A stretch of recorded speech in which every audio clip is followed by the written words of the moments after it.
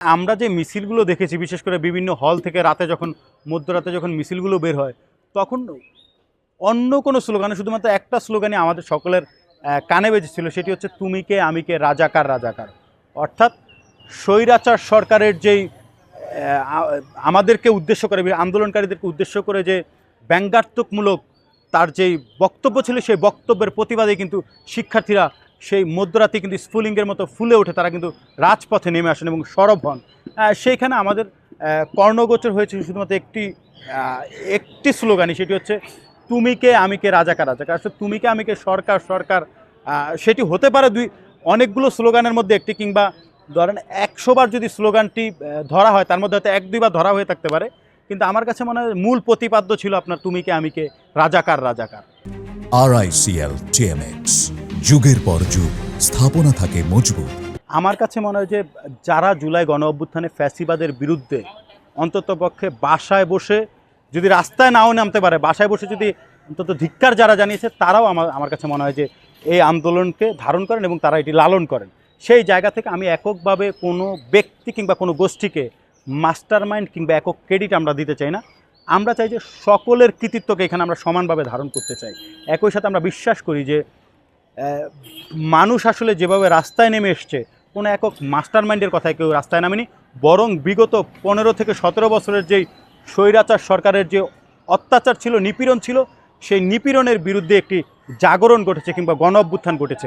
এখানে কোনো একক ব্যক্তির আসলে কৃতিত্ব নেই কিংবা ক্রেডিট নেই। হ্যাঁ, হয়তো বেশ কিছু সংগঠন কিংবা ব্যক্তির হয়তো অনেক বেশি ভূমিকা থাকতে পারে, কিন্তু তারা প্রকৃত অর্থে মাস্টার মাইন্ড কিংবা এককভাবে তারাই সকল ক্রেডিট নেবেন, এটি আসলে আমার কাছে একটি হীনমন্যতার পরিচয় বলে মনে হয়। এবং যারা এই কৃতিত্ব নিতে চান, তাদেরকে আমার কাছে মনে হয় যে তারা আসলে সত্যিকার অর্থে উদার হতে পারেননি, এবং উদার মানবিক হওয়া কিংবা সকলের মাঝে ক্রেডিট দিয়ে যে অন্য একটি তৃপ্তি, সেটি আমার মনে হয় সেই তৃপ্তির ডেকুটি হয়তো তারা গ্রহণ করতে পারেন না বলে আমার কাছে মনে হয়েছে।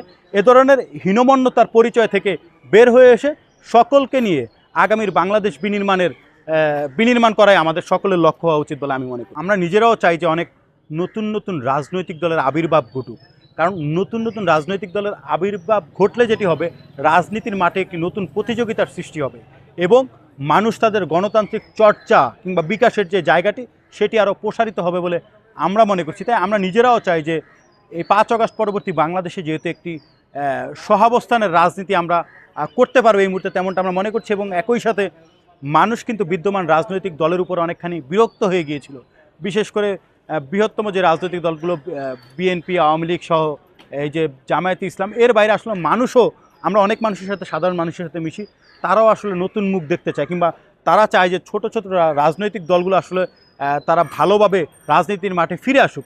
সেই প্রত্যাশার জায়গা থেকে আমরা আসলে নতুন রাজনৈতিক দলগুলোকে সাধুবাদ জানাই। তবে এই যে জুলাই গণ অভ্যুত্থানের পরে এই জুলাই স্পিরিটকে ধারণ করে যারা আসলে রাজনৈতিকভাবে আত্মপ্রকাশ করছেন, তারা যেন সত্যিকার অর্থে শহীদদের যে আত্মত্যাগ, সেটিকে ধারণ করেন, এবং এই যে যারা এখনও আহত হয়ে হাসপাতালের বিছানায় কাতরাচ্ছেন, কিংবা সেই জুলাই গণ অভ্যুত্থানের যে মূল স্পিরিটটি ছিল, সেটিকে যেন ধারণ করে তারা আগামী দিনে রাজনৈতিক কর্মকাণ্ড পরিচালনা করেন, তেমনটি তাদের কাছে প্রত্যাশা থাকবে।